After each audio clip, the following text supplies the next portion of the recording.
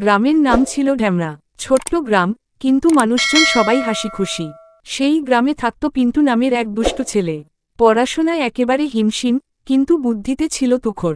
তার সবচেয়ে প্রিয় কাজ ছিল গ্রামের লোকজনকে ঠকিয়ে মজা নেওয়া। একদিন পিন্টু বাজারে গিয়ে দেখে হালিম চাচা একটি বিশাল তরমুজ বিক্রি করছেন। তরমুজটা দেখে পিন্টুর চোখ চকচক করে উঠল, কিন্তু পকেটে এক টাকাও নেই। কিভাবে খাবো? পিন্টুর মাথায় এক ধূর্ত প্ল্যান এল। সে চুপি চুপি হালিম চাচার কাছে গিয়ে বলল, চাচা, এই তরমুজটা কি ইলেকট্রিক? হালিম চাচা চমকে উঠে বলল, ইলেকট্রিক আবার তরমুজ হয় নাকি?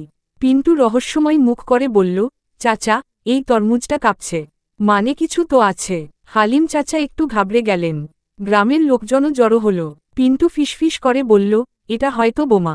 শুনে সবাই পিছু হাঁটে গেল। হালিম চাচা বললেন, তাহলে কি করব?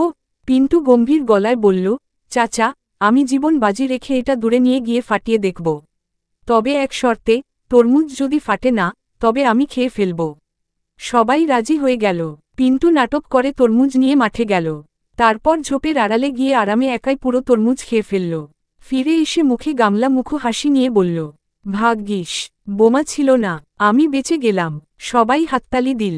হালিম চাচা মুগ্ধ হয়ে বললেন, পিন্টু, তুই তো সত্যি বীর। কিন্তু গল্প এখানেই শেষ নয়। পরদিন সকালে হালিম চাচা বাজারে গিয়ে আবার তরমুজ বিক্রি শুরু করলেন।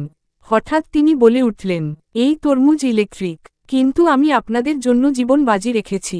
দাম একটু বেশি, কিন্তু বোমা নয় এটা নিশ্চিত। গ্রামের লোকজন তো অবাক। পিন্টুর বুদ্ধি এবার হালিম চাচার ব্যবসার উন্নতি করল। তবে পিন্টুও বসে নেই। সে এবার ঘোষণা করল, আমার কাছে এমন একটা কলা আছে, যেটা খেলে 3 দিন হাঁচি আসবে না। সবাই চমকে গেল। পিন্টুর বুদ্ধি তখন ব্যবসায়ও নাম লিখিয়েছে।